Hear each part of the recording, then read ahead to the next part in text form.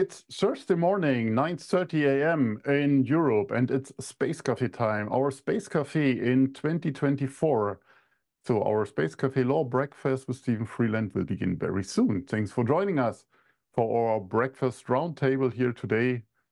You see in this wonderful location that we are in Rome, and we will hear from Anne-Sophie later all about this. As always, we appreciate your participation and your ongoing feedback.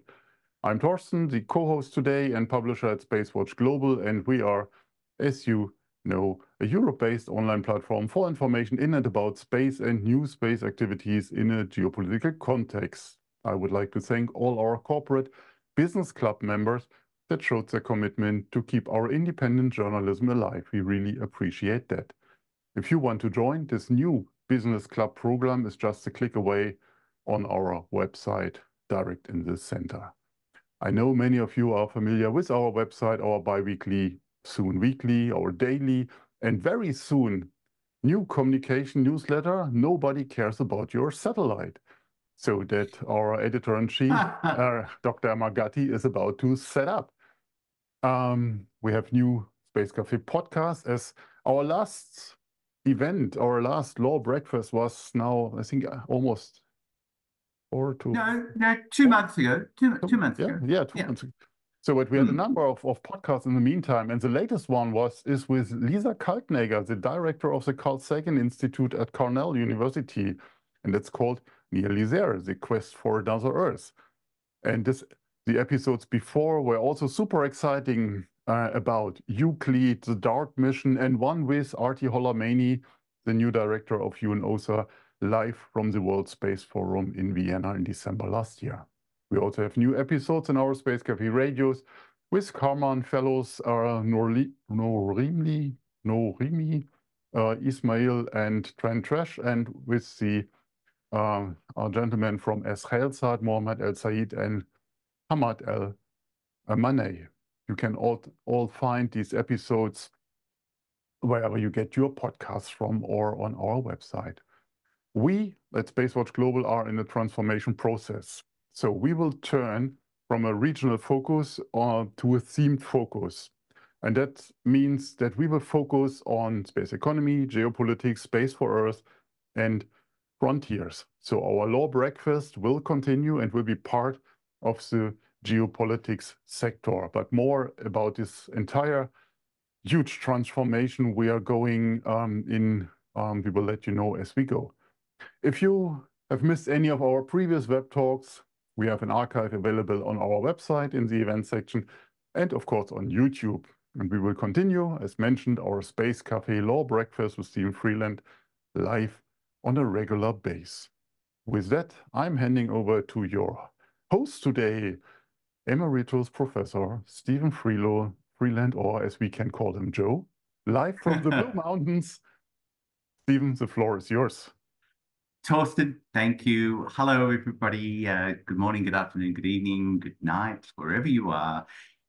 Happy New Year. And I sincerely hope that the year has started off, and let us all hope that this is a year when we see peace around the world, both terrestrially and extraterrestrially. That more of that as we go through. Welcome to, I think is it number 16, Torsten? This is our 16th Cafe Law Breakfast. It's number 16, absolutely. Yeah. Thank you for joining us again. I know that there are a million podcasts and a million things on, and so we're always grateful when people take the time out, but you will not regret it. The one thing I want you to do first is look very closely at this photo of Dr. Anne-Sophie Martin. Because sadly her camera is not working, but that is what she looks like. So when you hear her voice, the mysterious Anne-Sophie, that is what she looks like. So welcome to the 16th of our series. Most of you would know, but hopefully we've got some new people. That the idea of our Space Cafe Law Breakfast with Stephen Freeland is really to get Together with Torsten, my dear friend and co-host, we get two people with incredible expertise, really interesting people, experts, to talk about not just space law in a narrow way, but really all of the aspects around the use of space. That, of course, encompasses legal aspects, but it also talks about geopolitics and science and strategy and economics. And you'll hear a lot of that today.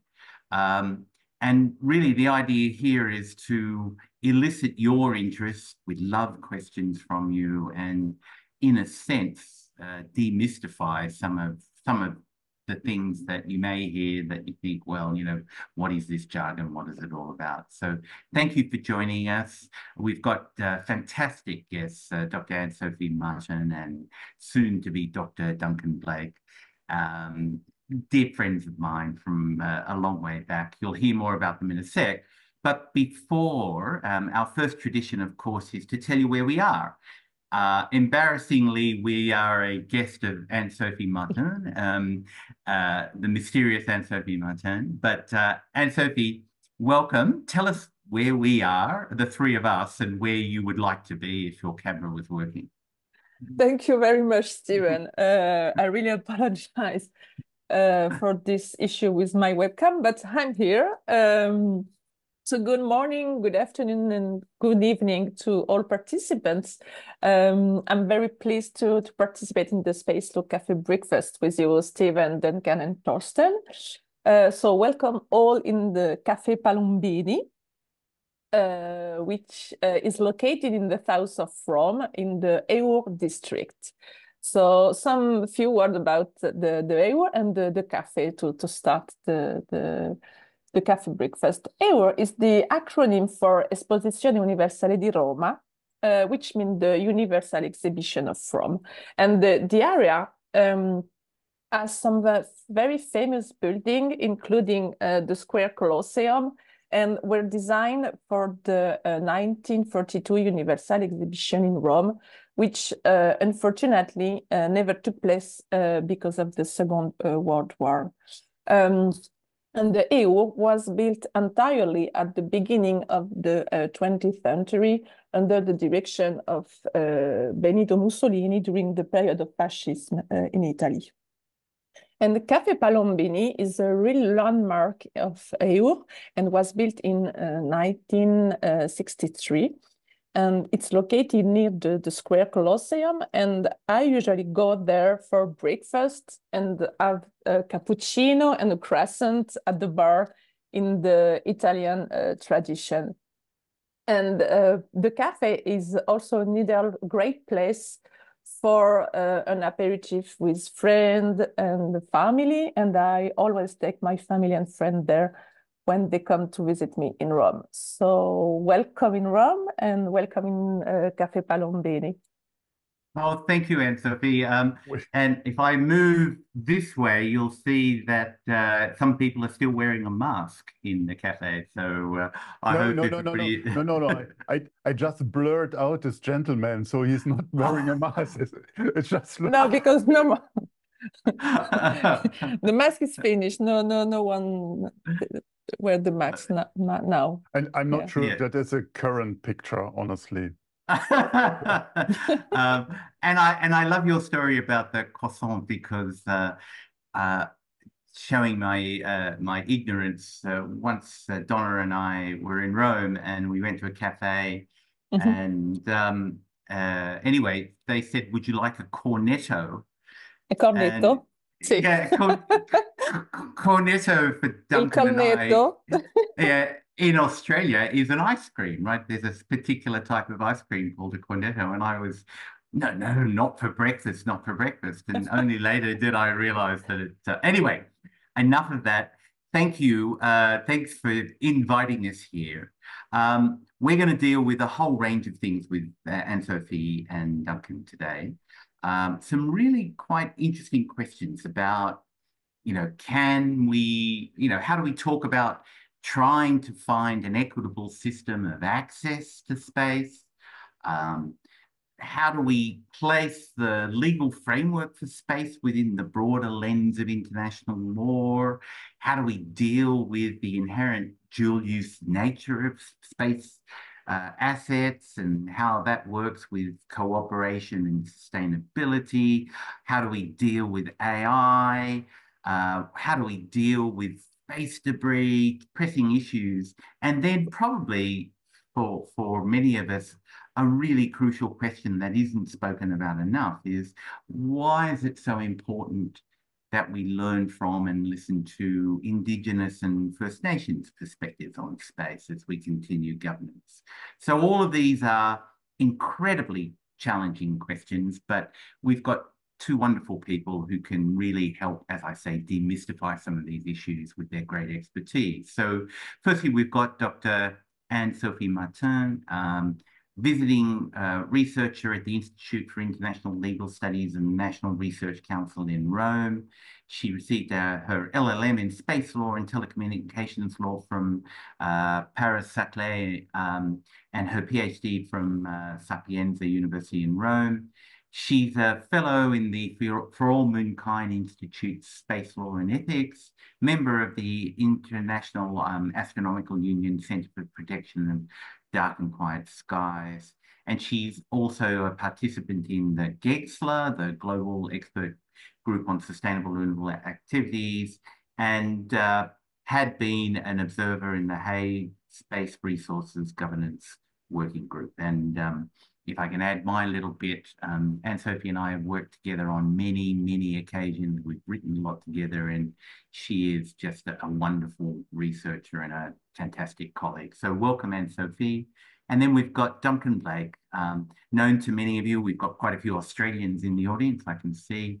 Duncan, an old friend, is a lecturer in military and space law and strategy at UNSW Canberra. And he's completing his PhD at the University of Adelaide on the intersection of space law and the laws of war. He's currently now an Air Force Reserve legal officer, providing operations law support at a strategic level, and a consultant with a group called the International Aerospace Law and Policy Group. When I first met Duncan, he was with a permanent member of the Air Force, but he moved from permanent member to the reserves in 2017 after 22 years as a legal officer in the Royal Australian Air Force, working on tactical, operational and strategic levels at home and on deployment. He was deployed on operational tours, giving legal advice for operations in the Middle East in 2003, 2009 and 2016, and really has contributed extensively to doctrine and policy for defence and whole of government in Australia on issues of operations law and space law. He's very well qualified with undergraduate degrees in law and economics, a Master of Laws by coursework from the University of Melbourne, a Master of Laws by research from McGill, and he's also a graduate of the Australian Command and Staff College. Duncan's master's thesis at McGill was on the need for a manual on international law applicable to warfare in space, which really was the motivation for the development of the MILIMOS manual. We'll talk a bit about that. And Duncan is also managing editor of the Woomera Manual Project, which is a manual on international law applicable to military space activities. So welcome, Duncan. Thank you both. Let me move to our next tradition very quickly because we've got so much to cover, but this is the most exciting part of the night. This is your one word of space. We ask all of our guests to try to encapsulate in one word what space is to them, space and space activities. You can see Torsten has put a slide up there of what previous people have said. Of course, as we move further and further along the spectrum, it gets harder and harder for people because the one thing we demand is for them to come up with a new word. But I'm sure that Duncan and Sophie are up to the task. So Duncan, welcome. My word was intergenerational, by the way. Torsten's was ambiguous. welcome to our Space Cafe Law Breakfast. What's your word about space? Well, and why? thank you. Thank you very much for the introduction. And first of all, I don't think I'm necessarily at an advantage, you know, with my camera working, because I think my photo looks far better than the video. Anyway, not the case for Anne-Sophie. Not the case. So my word is actually a compound word. It's supranational. And the inspiration for that is Article 1 of the Outer Space Treaty, which says the exploration and use of outer space shall be the province of all mankind, which has a bit of gendered language in there. And I'd like to think that that's less representative of the global community today compared to the 1960s. But that's not the focus here. The focus is on the idea of representing the whole of humanity. And there is no polity that represents the whole of humanity for now. It's also unclear what's meant by province, you know, something being the province of humanity. But if that's unclear, it is clear that it's not the same patchwork of national sovereign rights that's characterized the terrestrial surface since an instrument that we as lawyers know as the Peace of Westphalia in 1648. And I wanted to mention that because we're going to mention Indigenous people in a while. The idea of a nation came about from a European perspective from 1648. But of course, Indigenous people have been thinking about country for tens of thousands of years, so far longer than that. And I'll come back to that. So, I don't think that history can provide all the answers, but I do think we need to look beyond the short history of the nation state, of capitalism, of industrial economics, and not assume that those paradigms have been everlasting and immutable, and recognise the value of tens of thousands of years of experience of Indigenous people. The word supra, I think, is appealing for a number of reasons. One, it comes from an ancient language in danger of being forgotten, but I think it's still relevant today. It has a broader meaning than physically and spatially above nations. Space is definitely that. Space is also conceptually beyond nations, and that sort of hints at the next evolution in human society, maybe an evolution in which humanity is less divided than it is under the grouping by nations. And although that's sort of very hopeful, I think I do need to bring us back down to earth again and say Article 1 of the Outer Space Treaty is an instrument of international law. Underline the word nation, which is to say we have to deal with the reality as it is now and into the foreseeable future in spite of its imperfections. So those are my reasons for supranational as a word. And I think it's fantastic. And just listening to you, I'm inspired about, when you go to the United Nations, say we go to COPOS meetings, you see exactly that, 102 nations, and they've all got their perspectives, and everybody is arguing or negotiating or making statements for their own perspective. But then in the end, you get consensus, right? And you get the feeling, as you say, that something is above that nationhood. So I think supranational is a fantastic word. Thank you for sharing that, Duncan. So Anne-Sophie, that's a tough act to follow. What do you think? How would you describe space in one word? Well, thank you, Stephen, also for the introduction. Well, when I think about space, I think and I imagine the future. So my word is future. I think that outer space is our past, present, and most of all, our futures in terms of activities. If we think about the exploration and discovery of new planets, exoplanet, comets, and asteroids, But also, if we think about space tourism, maybe one day we will decide to go on the moon for holidays. And to be honest, I would love to be the next space tourist. So for me, it's really futuristic and about our future. I think also that the development of new space activities implied the necessity to adapt the space legal regime to future space activities. So it's also about the future of space law if we consider the space mining activities, mega constellation, or mitigation and remediation of space debris. So for me, outer space is all about our future on Earth and beyond. So yes, for me, outer space is future. Yeah.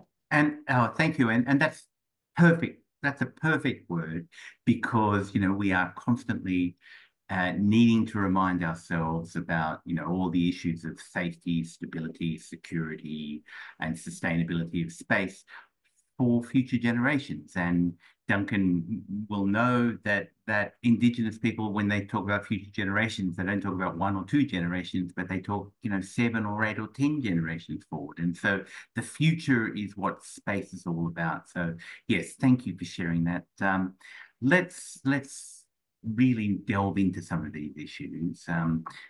You know, you already hinted at it, both of you, that, you know, space is just rapidly developing, the technology is developing, everybody has an increased dependency on access to space because of the potential benefits, because of the potential strategic value, because of the potential to develop entrepreneurship and science.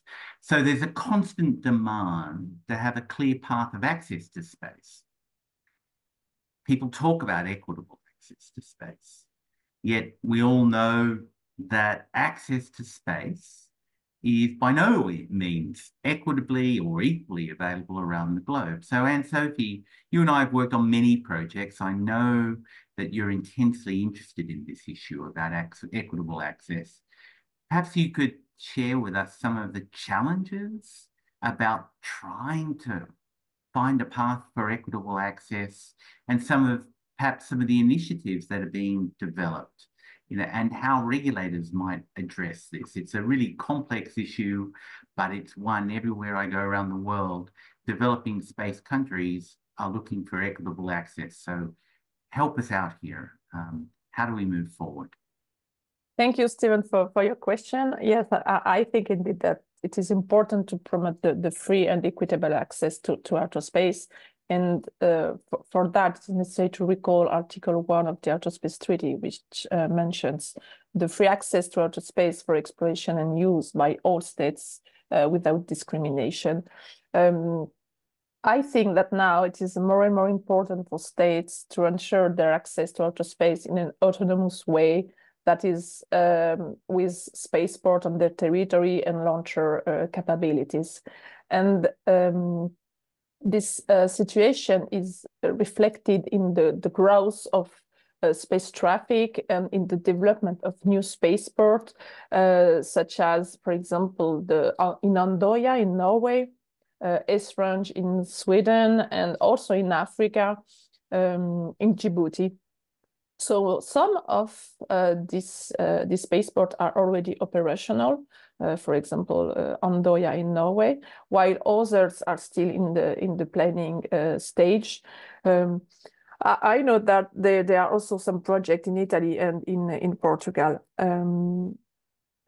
The challenge here is to balance public and commercial space activities, and also to regulate a wide range of space-like technologies, including the traditional launched vehicles, but also reusable launchers or suborbital flights and balloons. So there is a need to develop a regulatory framework that protects stakeholders, national interest on the one hand, but on the other hand, which support the safety and flexibility of activities without imposing too restricted administrative rules. And the last point I want to mention is as there are more launches which imply more space objects in Earth orbit, there is some more risk of collision and space debris. So I think the question of the space traffic management and the development of space traffic management rules are essential. Because they will apply during the entire life cycle of space operation. So I think with the development of new spaceports and launches activities, there are all these challenges that we should consider. Yeah, I agree. And it's interesting that you raise this balance, right? I mean, more and more countries want access to space. And as you say, one way of perhaps securing that in a better way is to develop your own launch capability. We know that's not easy, but more and more countries are doing it, including here in Australia. But of course, the more we send up, the more risks there are, collision risks and congestion risks. And so everything will be a balance. And it really goes to how we develop the technology, but how we develop our thinking. And so just on that theme of, what space law is, Duncan, we all understand, and you're very familiar, of course, with the international space law. And you and I agree, as many do, that principles in the treaties served us well. But of course, this constantly changing technical evolution means we need more. We need to augment those principles with other things, and not necessarily purely space geared things, but environmental issues and telecommunications issues and human rights issues and others. So I know you're a master at this. Where does our international framework for space, which really is our foundational principle, where does that fall though within the much broader system of international law? And where are the synchronicities, but also the inconsistencies between space and other areas that make the governance of space so interesting and fun, but also complex? Well, thank you for asking a question that's directly within the scope of my PhD research.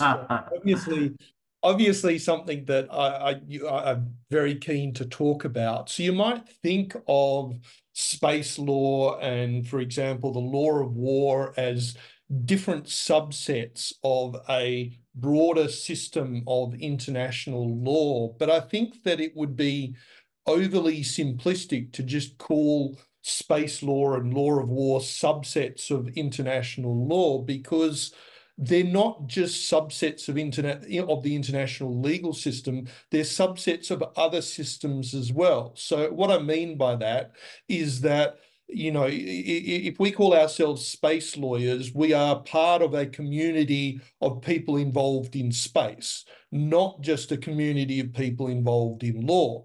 If I talk about law of war or military law, I'm part of a community that is not just a community of lawyers, but a community of people involved in military activities. And technological sort of evolution in any one of those intersecting systems forces some changes on the subsets of international law. And that's where there are some inconsistencies that arise. So to take one example, if you're relying on space law, a space enterprise could expect freedom of use and exploration of outer space with due regard, mutual cooperation, avoidance of harmful interference, all great principles. And yet, if Russia is correct, then as a matter of law, to assert that Starlink satellites used in support of Ukrainian forces could be legally valid targets under the law of armed conflict. And those two things seem at odds. So which one of them prevails? And dealing with that inconsistency is part of what is known in international law as fragmentation. It's as though the international legal system as a whole has been fragmented.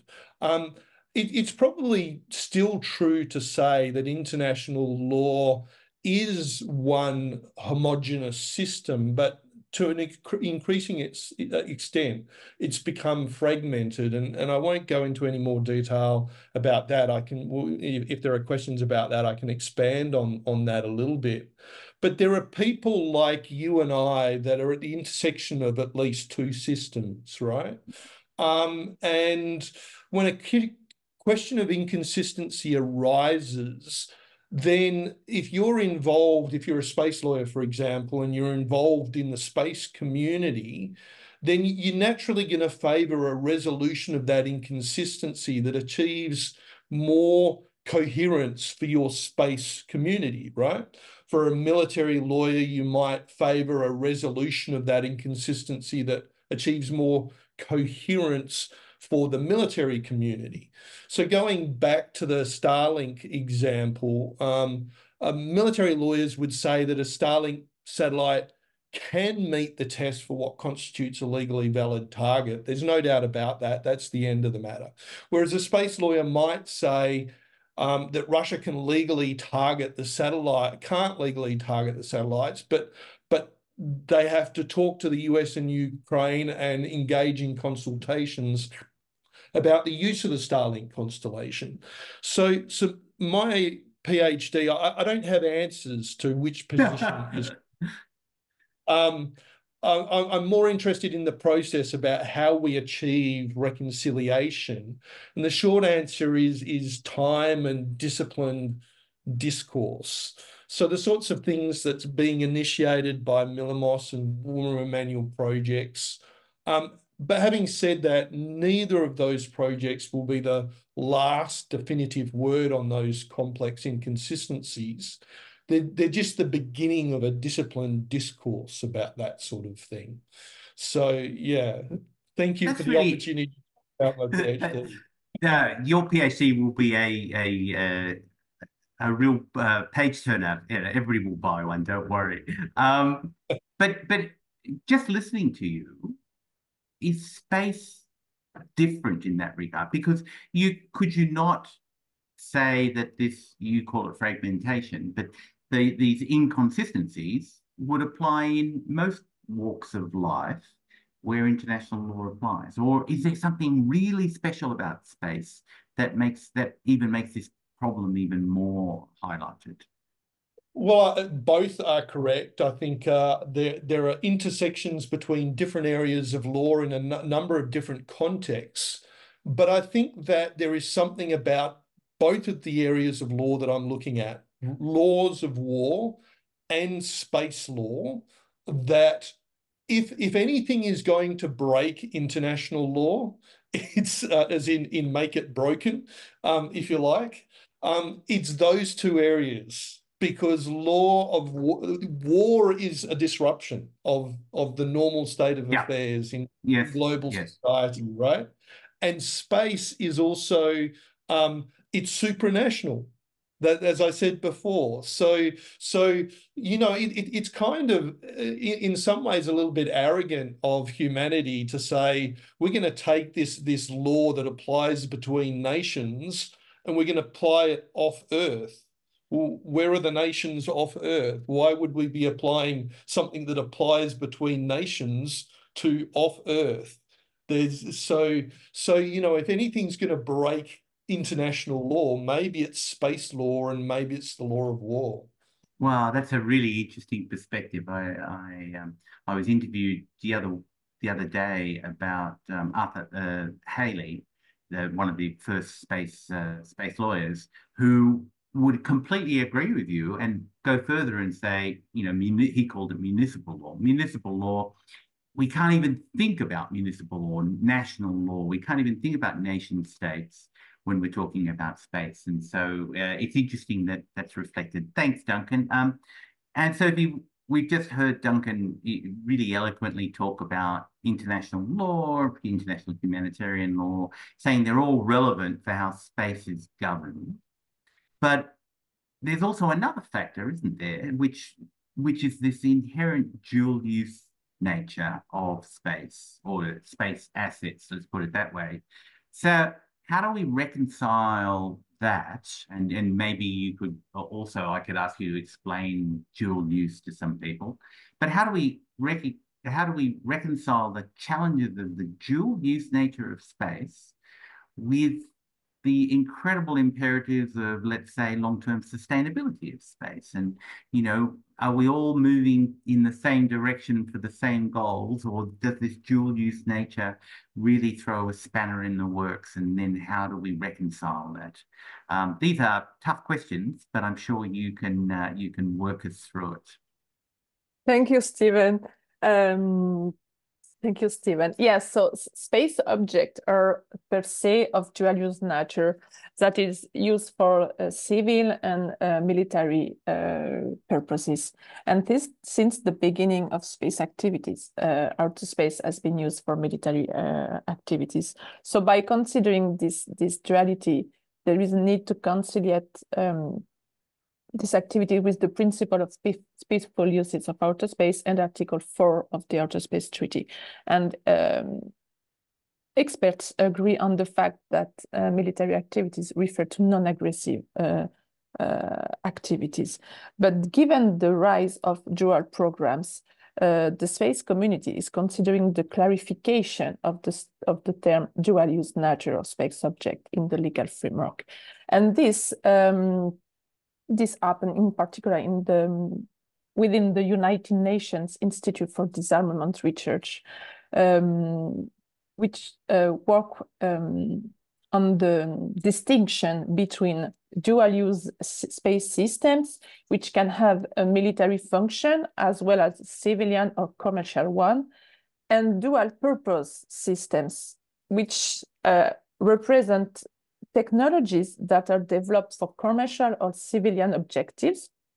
For example, on-orbit servicing or active debris removal. At the beginning, they are just for civil application, but due to their characteristics and capabilities, for example, having a robotic arm to repair satellites or a laser to remove space debris from orbit, could be used to arm other space objects. So I think that this distinction is really important and relevant to develop an adequate legal framework to regulate this kind of activities, and considering the dual nature or purpose of satellite.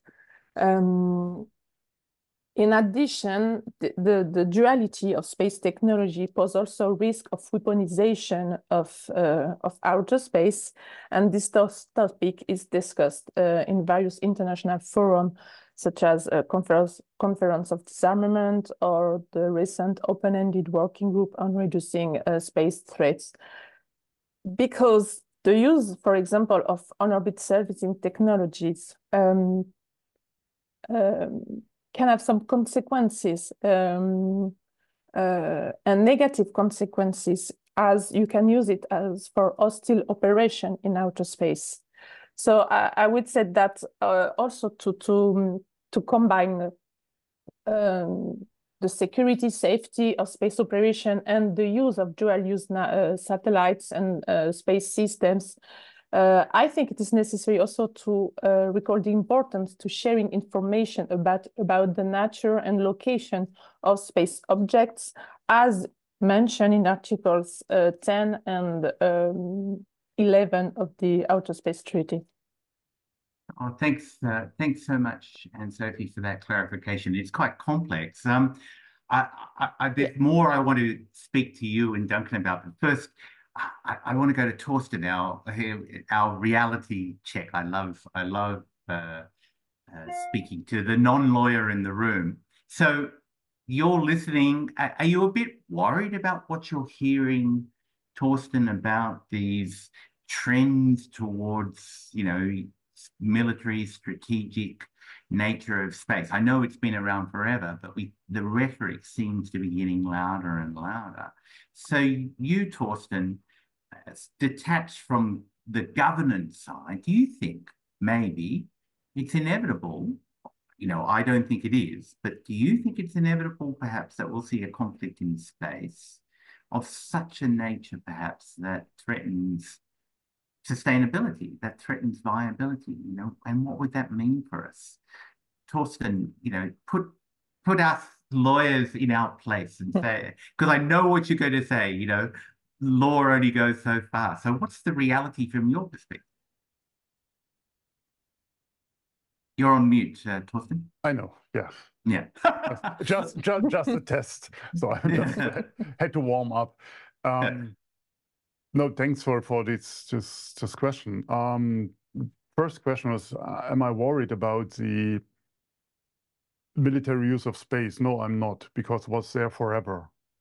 So, and we see a paradigm shift, in my opinion, in the recent years, especially here in Europe, with the war on our footsteps, or the two wars at the moment are on our doorsteps here in the Ukraine and in Israel.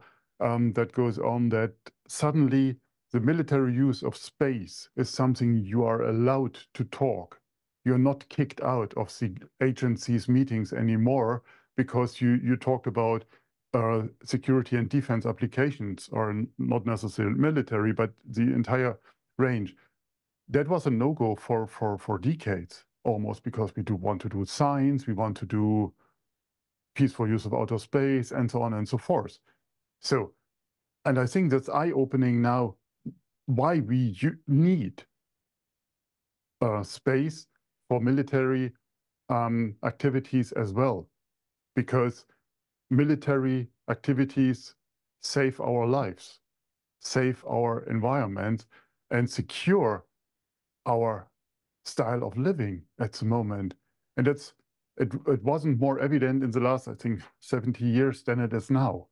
So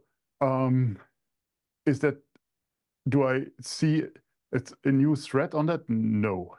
So what we see at the moment is the capabilities that increase dramatically. And I'm not talking about the observing the ISR capabilities. I'm talking about the maneuverable in space activities that exponentially grows at the moment. I mean, if you want to send your satellite a few years back into space, you looked at a flight opportunity that drops you off in your designated orbit, period. Today, you're getting dropped off somewhere, and then you find a fleet of space tugs that brings you from A to B to Z, and then on their way back, they can do something else. These kind of rendezvous and proximity capabilities is increasing. And I think that is great, but that is also threatened to anything you said before on the space debris, on the space object side. And for that, I absolutely think we need in STM, Space Traffic Management, sooner than later. Because the other question, you said, will we see in a foreseeable future some military activities in space? Yes, we will, definitely. That might not be hostile, but we see that today. I mean, when the Lukh satellite was cruising on the Russian Lukh satellite was cruising on the geo belt, inspecting this satellite and that satellite. These were not Russian satellites he inspected.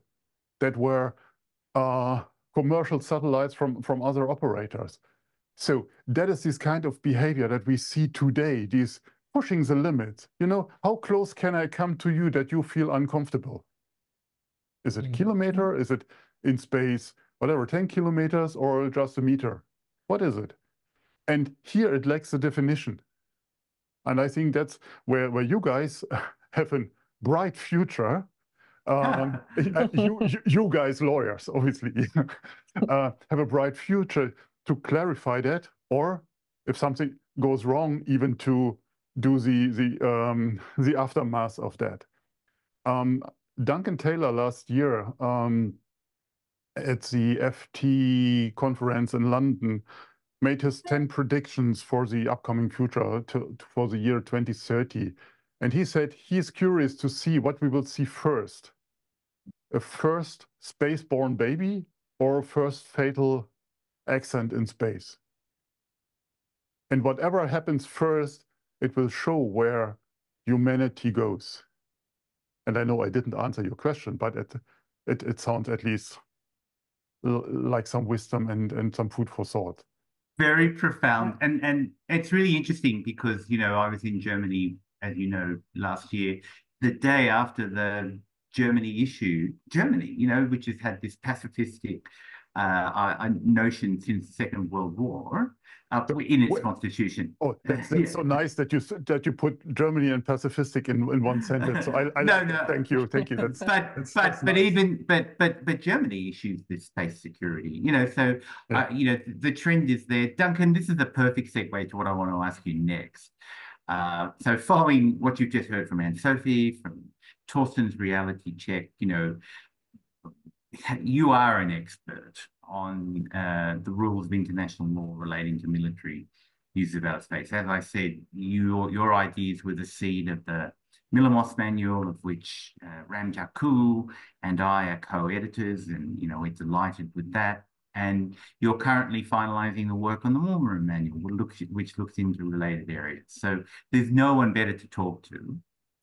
Given everything we've heard, given geopolitics, given increasing space budgets for the military, what must we do to remain true to the underlying principles that you mentioned right at the beginning about cooperation, about consultation, about peaceful uses, and the notion, again, taking Anne-Sophie's word of the future, the notion that we have to have sustainability going forward. How can we reconcile this trend towards increased military aspects of space and, you know, from relatively benign to now perhaps not so benign? Or is it just not realistically possible to reconcile this, and we really are going into an area that we don't have a lot of control over? Yeah, well, I think the world has been grappling with this sort of thing, not just in the space domain, but in other domains for quite some time. And I think in respect of the space domain, given some of the language in the Outer Space Treaty and the political context, it's important, I think, to recognise that peace and war are not binary opposites, and it's unhelpful, I think, to think of them as binary opposites. In the sort of current context, well, not just the current context, but the enduring context of geopolitical circumstances. I think that a more helpful way to think about the circumstances is concurrent cooperation, competition, and conflict. So there's some alliteration, 4 C's: concurrent cooperation, competition, and conflict. And to give you an example, while the US is very actively supports Ukraine in the war against Russia, the US and Russia at the same time continue to cooperate on the International Space Station. So there's concurrent, you know, conflict going on between them, but there's also cooperation going on between them. Similarly, while China and the US both develop counter-space capabilities, the volume of their trade is one of the biggest drivers of the global economy. And in fact, people throughout history have observed that these sorts of things are not polar opposites. So Aristotle said, we make war in order that we may live in peace. And very few people would suggest that Ukrainians should not make war against the Russian invaders. The Israelis and the people of the Gaza Strip both have very different ideas of what constitutes a peace that they can live with, but both are committed to the idea that they're pursuing their preferred version of peace, and that's worth fighting for. So peace and war cannot be easily distinguished as binary opposites. In fact, there's a great quote from a Spanish philosopher, Santayana, who said, "Only the dead have seen the end of war." That's not to say that war is inevitable. It is an enduring reality. And I think what has to happen is that our leaders need to manage geopolitical relations in a way that tends towards more cooperation and healthy competition and less towards unhealthy competition and conflict. And I think that's possible. It's possible through transparency, through, for example, sharing space domain awareness data. But we can build trust. That doesn't mean we need to trust. We need to be buddies with everyone. So you can trust someone to whack you with a stick if you threaten them, for example, right? Similarly, the ideally a nation would expect unbearable consequences if it engaged in irresponsible space activities like testing an ASAT or causing more space debris. But the question is how to define irresponsible space activities, and also how unbearable consequences are imposed. And of course, it would be better if there was trust because you are good buddies, but even if you're not good buddies, trust in terms of I know what will happen to me if I do something irresponsible, you know? So I think we do need to define irresponsible behavior, and we need to think about, well, how we impose consequences. And that doesn't necessarily mean military consequences. It could be other consequences, but there need to be consequences for irresponsible activities. Yeah, and of course, we're all aware that difficulties with the Open Engine Working Group on responsible behaviours and what that means. But I think your points are absolutely valid. We've got some great questions, but I want to ask each of you one more question, Torsten, and then one more question to Duncan and Sophie, and then we'll move to the questions if you can give us them. And Sophie, I know this is probably unfair because the technology is getting the better of you at the moment because your camera's not working, but I can assure everybody that Anne-Sophie is an expert on technology. And not today. Not today. And you and I, you know, I've had the honor and the pleasure of writing a number of pieces with you, Anne-Sophie, on AI technology in space and quantum computing in space. And, you know, so I really just want to delve into that a little bit with you. There are obviously benefits associated with, let's put it all under the rubric of AI, although that means many things. But there are obviously benefits associated with that, but there are also challenges, and you and I have written a lot about both of them. Challenges in terms of accountability, applying checks and balances, whatever. Really, a question, with all of the complexities, benefits and challenges, do you think we will see fully automated space systems? And if so, can we regulate them, or should we have them, or do we need humans to remain in the system? What's your feeling on this? Thank you, Stephen, for the question on a very complex but topical subject. Yes, as you said, artificial intelligence represents a new challenges and a significant opportunity for present and future space activities. But the use of these technologies is subject to the United Nations Space Treaty. And in particular, I would like to mention the Article 6 of the Outer Space Treaty as space activities that incorporate artificial intelligence components must be authorized and also under the supervision of the appropriate state. And consequently, states remain in any case responsible for national space activities in the case of artificial intelligence component. But in the hypothetical case of a fully autonomous satellite, as you mentioned, this raises important question due to the removal of human judgment from the equation. And here, I would like to recall that the Liability Convention, Article 3, provides a system of liability for fault for the launching state in case of damage in outer space. And that also Article 8 of the Outer Space Treaty implied that the state of registry retains jurisdiction and control So here there are two important terms, jurisdiction and control. And from the liability convention, the liability for fault. So the issue here is to consider is whether how the system of liability is suitable in the context of artificial intelligence in space program. And I think that on this issue, it seems appropriate that the degree of automation should be taken into account in the implementation of any future legal framework. In any case, I think that there is a need to keep human in the loop, which means a direct human control over the system or human on the loop. In this case, the device has more autonomy, but must be monitored by a human who can redirect or authorize a specific action in case of space program with artificial intelligence, as we have to consider the system of responsibility and liability in outer space.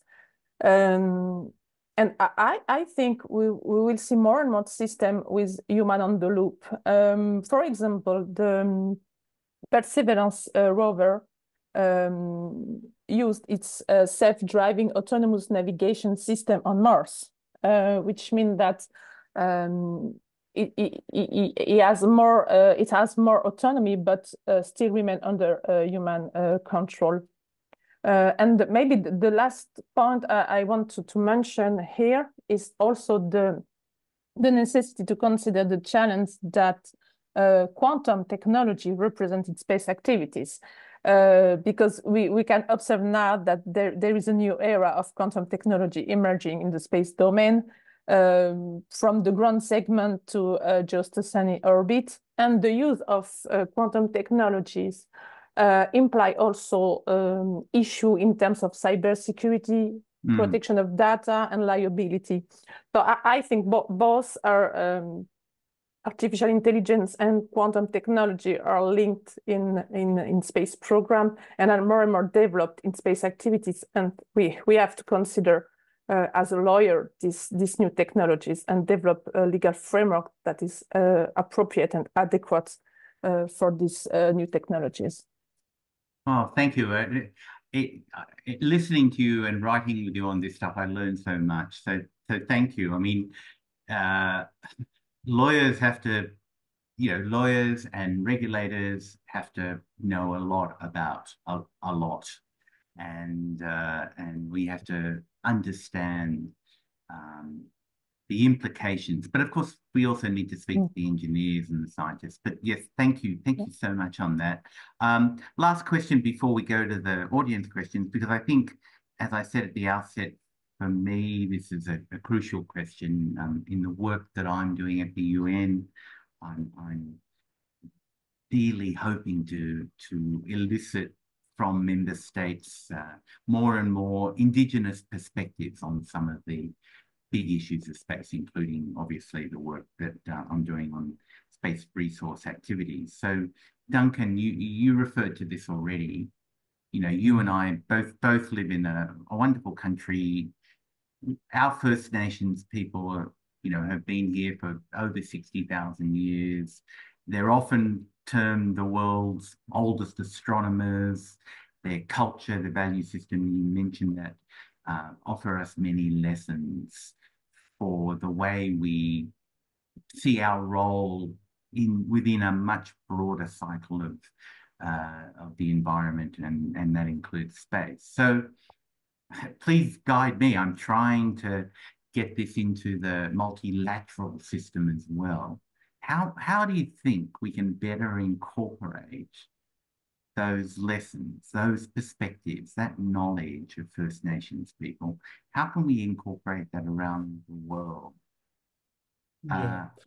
into a way that will associate itself much better and inform space governance? And of course, you and I, neither you or I can speak for First Nations people. Neither of us are First Nations people, if you like. But so whatever we think, and we're thinking from the outside, but how do you think we should try to incorporate those perspectives, and indeed, why should we do that? I mean, I have strong feelings, and I'm sure you do too, but perhaps it's not a sentiment that's shared by everybody. So I'd really be grateful for your perspectives on that. Yeah, well, I think the fact that Indigenous people have had this relationship with country for tens of thousands of years is important. I agree with your point. Neither of us can speak with authority about the relationship that they have. I can only say what I understand from hearing from Indigenous people, but they describe a special relationship with the land, a relationship that is not the same as what we might describe as ownership of the land. It's more like stewardship of the land. They have responsibility for the land. And they describe, they actually use in Australia, they use the word country, the relationship with country, and they include sky country being up there in outer space. I've come up with a phrase, I think, which is very helpful for me. I think, like Indigenous people, we need to think of being a part of the environment, not apart from the environment.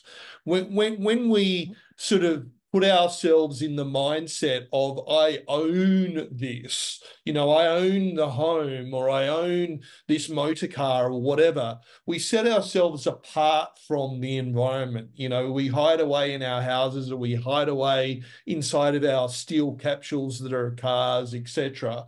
We're not a part of the environment. But the Indigenous people see themselves as a part of the environment. And I think in the context of climate change, which is, very readily apparent throughout the world, that's a better way of thinking about the relationship that we all have with country. You don't need to tell an Indigenous person that they are part of the environment. That's what they live. That's the life that they live. And I think that we're in danger of extending our activities into space more and more in a way that repeats the mistakes of capitalism, of industrial economics, of the nation state from the last several centuries. There's a great thought experiment actually by an Australian astrophysicist that talks about economic growth, endless economic growth. She does the maths, and maybe in question time I can expand on that. But having done the maths, she says endless economic growth is just not possible, right? But the challenge, if we want to speak to Indigenous people and learn from them, one of the challenges is that a lot of their knowledge is not written down. It's oral history. So in other words, you have to talk to them. You can't just read about it. You actually have to talk to Indigenous people. And I think this is really important, as you say, for the question of space resource exploitation. The US, Luxembourg, UAE have taken a position in their national legislation that allocating ownership over extracted space resources to private entities is not inconsistent with the Outer Space Treaty.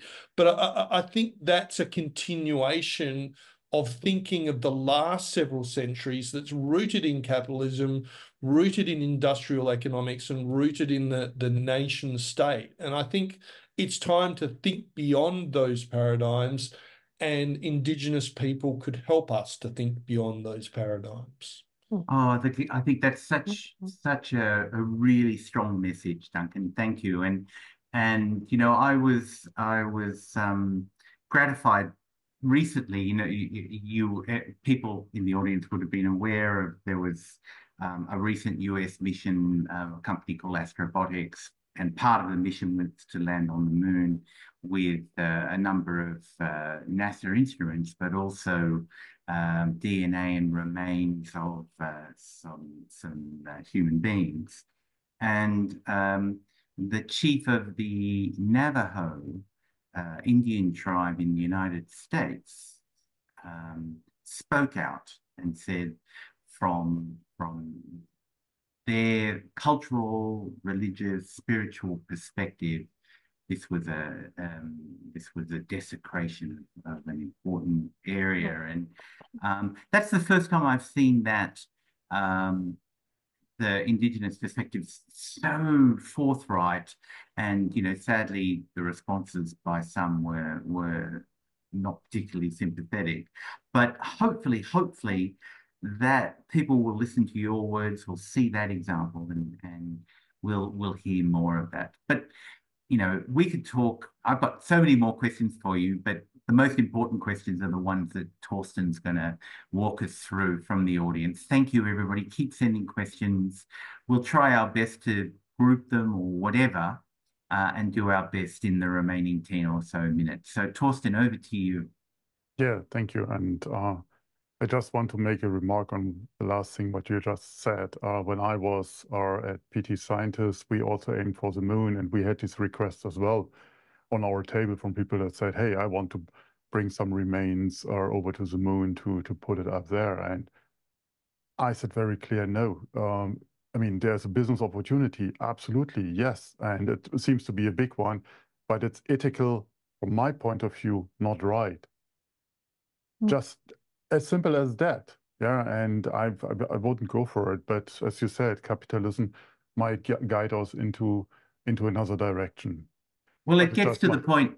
Yeah, it gets to the point where look, there are so many different perspectives on space, and we've got to listen to all of them. You may not agree with them, you may not be able to comply with all of them, but we have to hear that voice as well. And in the end, decisions have to be made on the most informed basis. So thank you for sharing that, Torsten. What have we got from the audience?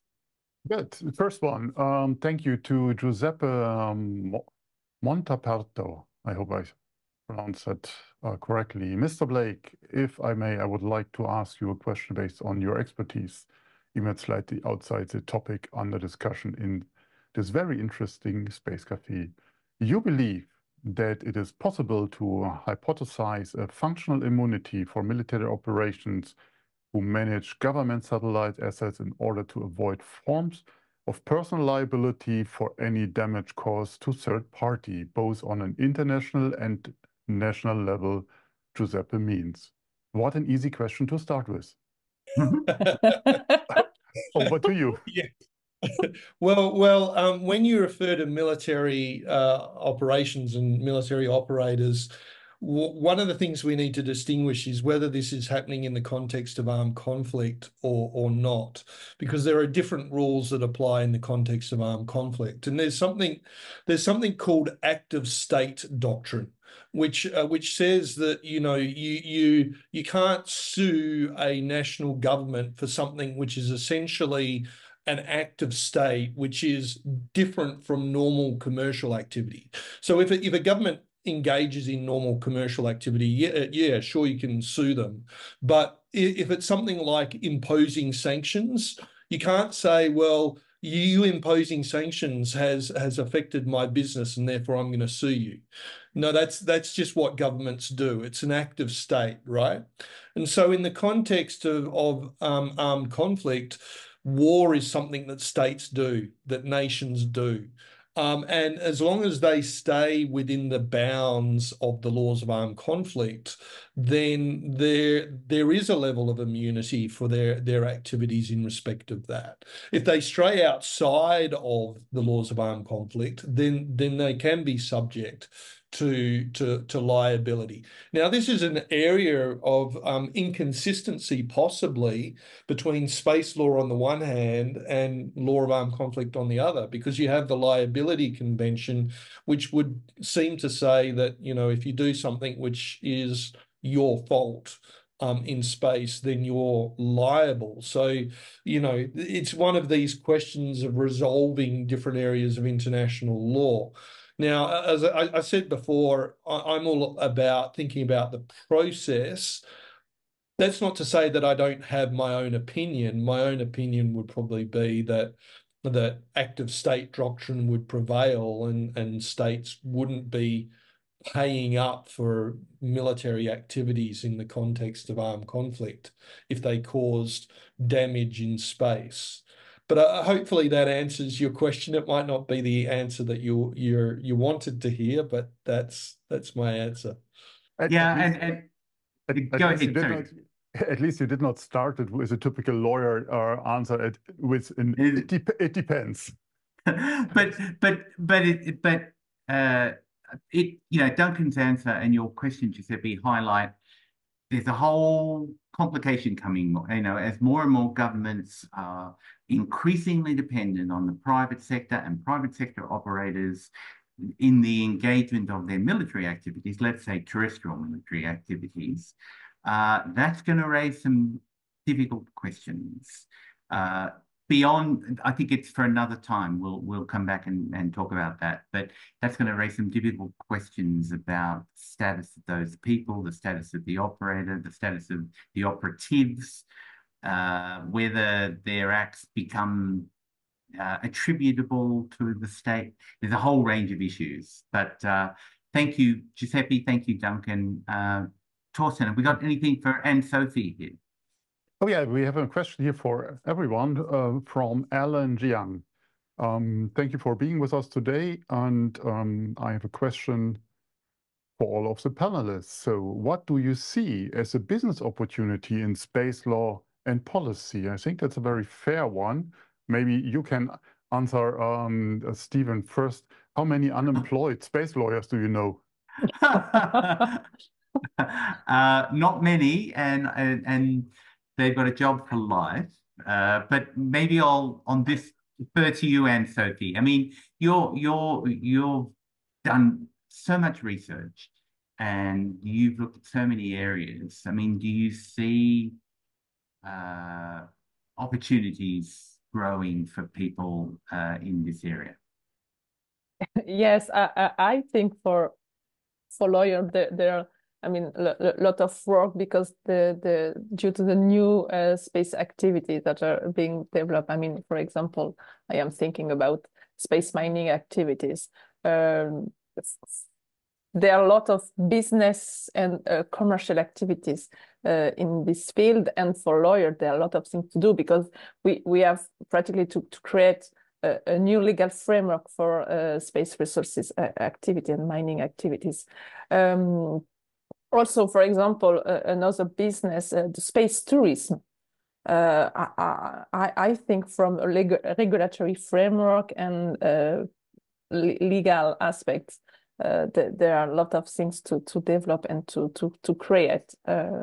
And we can still start from the United Nations space treaties and international law, but in terms of regulatory aspect, there are a lot of things to do. Yes, so I don't think lawyers are without work because I think we have a lot of things to do.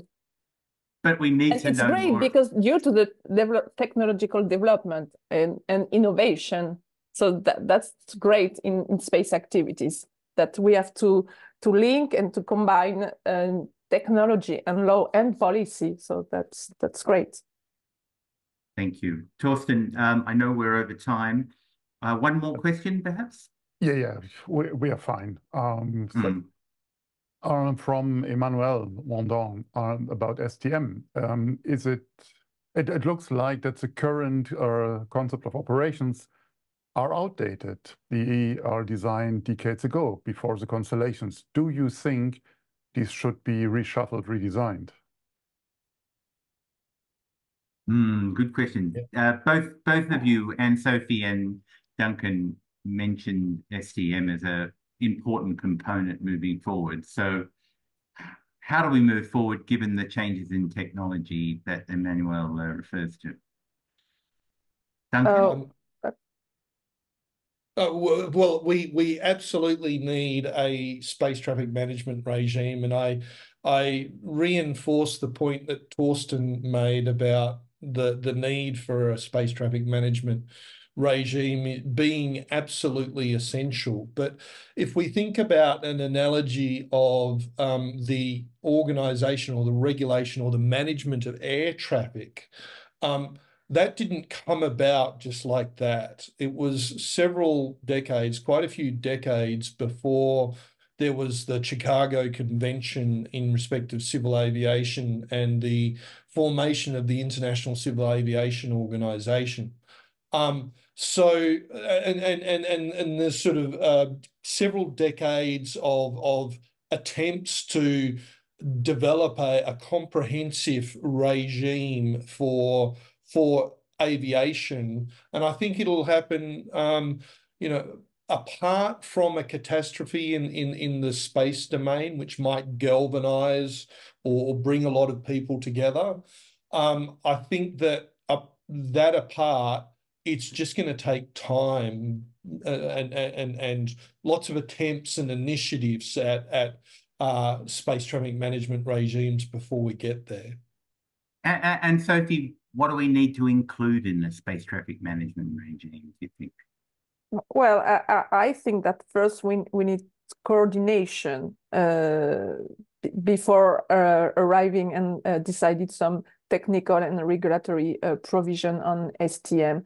So coordination between public and private actors in the space domain. And if at the first site maybe STM will be really useful, and we need STM for regulating traffic in low Earth orbit, STM will also be useful to coordinate operation during space exploration. And we will need STM also to regulate traffic on the moon, on our other celestial bodies, because we have to think not just activities on the moon in situ, but also in orbit. So STM is not just about the orbit near the Earth, but also on celestial bodies. Yeah, and that's a really good point. There's a lot of work being done now at the ITU, for example, about the allocation of frequencies for lunar orbits, and it's just the beginning. So I agree. Well, look, I think, Torsten, we've always gone over time. I apologize, but can I just say to Duncan and Sophie, thank you so much. It's just been, we can talk, as you know, for another 3 hours. I would like to ask a last question, if you still have a few more minutes. And it's you're running the time. That's right. Nobody left, so it seems that people are interested and are not running away. I mean, even they might have other things on their plate. So I would like to take the other question from Emmanuel, because that's something that is very interesting from my point of view as well. So, and he asked, again, more and more countries, at least in Europe, are considering making a space law. There are ongoing initiatives in Europe as well, led by the European Commission, related to space law, triggered by the EU Space Strategy for Security and Defense. And then there was this framework last year presented by Ursula von der Leyen to the States of the Union, and so on and so on. How does the panelists are considering these national/European initiatives in a broader context? I think that's a question worth to ask. And Sophie, as our European guest, do you want to start us off? Okay, I think the fact that countries adopt national space legislation is very important also for the implementation of their international obligation. But I think that the risk is also to create a kind of fragmentation of legislation. And the fact that the European Union is on the way to adopt a space legislation is a good thing for the harmonization, I mean, in Europe, of the obligation of operators and states in terms of space activities. So, yes, I think it's good things. You agree, Duncan?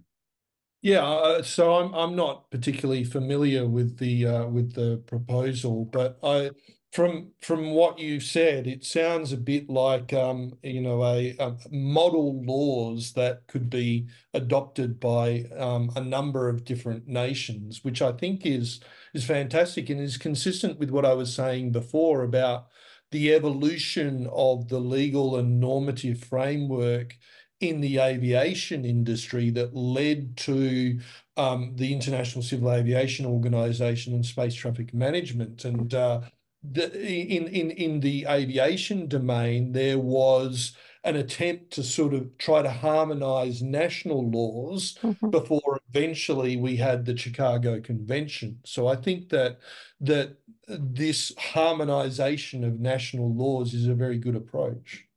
Can I be the outlier? Can I be the outlier here then? I mean, of course, in theory, that sounds good. You know, I've had the privilege of working with many countries in developing their laws. And whilst you ask them the same questions to start off with as you working out strategies and policies and law, the answers are very different. It's not like aviation, in my opinion, where essentially everybody's trying to do the same thing by and large, right? You know, similar technology, develop a commercial industry, whatever. I mean, I generalize and it's unfair. You know, every country is different in space, you know, based on their history, capability, technology, risk profile. And whilst you're both absolutely right, this is my opinion, obviously, you're both absolutely right about implementation. I think the European initiative for a pan-European space law, I don't think, you know, from what I can gather, will try to dictate to European member states the specifics of what their space law should look like, and nor should it dictate, because, you know, Germany is going to be very different to Austria, is going to be very different to Portugal, is going to be very, you know, extremely different in the way they engage in space. And so I'm perhaps less worried about differences. What I want to make sure is, obviously, as you say, implementation of fundamental principles, of course. But in the end, every country has to develop, and every region has to develop frameworks that best suit their own peculiar requirements. And I think model laws only take you so far. And in this area, not very far. But I'm a heretic. Most people disagree with me on that. And but forgive me. But it, you know, Torsten always likes it when we disagree on this program. Absolutely. Yeah. I mean, okay. I'm a European as well, like and Sophie. And I would say my point is, I'm happy for any space law that is taken into place. Any. Because the alternative is not to have one. Like Germany as a space power, or as a small space power, however you want to call us. And I think that's more difficult and dangerous for the future of space than having any law, which some principles apply. So I'm with you. So, and I think this initiative of the EU is heavily discussed. And we can have, I think, a great session with Kai-Uwe Trogel on that. Why that is taken into activities here. But I think it's a good initiative. I know that in Germany, in parallel, they're developing on the I think at the moment the 5th attempt of our space law. So but it's work in progress. But again, my point is, get it done, whatever it is. But get it done, get the job done, and have something to work with. It can be changed over time. It can be adapted. Fine. But start with something. And I'm with Duncan to say, the air traffic management was not brought up overnight. But I think, and it's the same for the space traffic management, we're running out of time at the moment. And when we see how long these administrative processes take and how fast the technological development is at the moment, it does not match. Absolutely. And I think that is the danger that we have. And you just touched earlier on AI, on quantum, and all of that stuff that is for most of us is so far away, but it is there. Yeah. And I think we have to find solutions sooner, earlier than later. Otherwise, it might be too late. I think we all need another cafe and cornetto to continue. But this time I know we have to go. Duncan and Sophie, for the second time, but I really mean it. Thank you so much. I hope you've enjoyed yourself, and your words and your expertise and your insights have I've just learned so much, and I hope everybody's enjoyed it. Thank you for joining us, and I hope we all meet again in person very soon. So with that, I pass back to Torsten. Yeah, you just mentioned, you didn't mention that we are planning our next Space Law Breakfast in May. So, but we will keep you updated on that. And as you see here on this list, there are not many other space cafes at the moment out. So again, as mentioned before, we're working on our new events, and we will update you on that very shortly. And of course, there will be online and on Eventbrite and our website and so on. And as always, we would like to hear your feedback. So please check in with us on all the social media channels that are available: Twitter, X, Facebook, not Facebook anymore, but LinkedIn. Don't forget to sign up to our new newsletters. And I mentioned the Nobody Cares About Your Satellite one, the communication newsletter that we will start by end of this month in a monthly format. And if you treat yourself with something very special, become really a space watcher today, and your support will help us to continue whatever we do. So thank you very much for your interest today. We had a full house today. Thank you, Anne-Sophie and Duncan, for this very inspiring chat and a lot of food for thought. And as Stephen said, we can do that for another more hours and turn a breakfast into a brunch, into a dinner then later on. Absolutely. But Stephen, have you been happy? I mean, that's a rhetorical question, I know, but are you happy with the program today? Oh, it's been fantastic, and Duncan in looking splendid in Cafe Palombini, and Sophie looking wonderful in the dark. Have just added so much. So yeah, it's been great. Unfortunately, we can't do a Space Cafe in March, which we were planning to, because I've got a whole bunch of other commitments, but I'm really looking forward to May, and through Torsten will announce our next guests. But thank you again. It's been great. As we discussed it before, so maybe we have a chance to do something live in Vienna during the LEO subcommittee in April. But again, we will keep you updated on that. And yeah. Thank you very much, Stephen, Torsten, and Duncan. Thank you so much, and thank you also to all participants. Thank you very much for this. It's been great. Thank you. Likewise, an honor and a privilege. Oh, we enjoyed it. We loved it. We loved it. Yeah. Thank you. I would like to thank everyone on our team behind the scenes that's doing their wonderful jobs to make that possible. And to all of you, hope you all will stay safe and stay healthy. Thanks for joining us. Hope to see you next time. In the meantime, visit our website and stay curious what happened on our end. But it still counts. Don't forget to become a space watcher.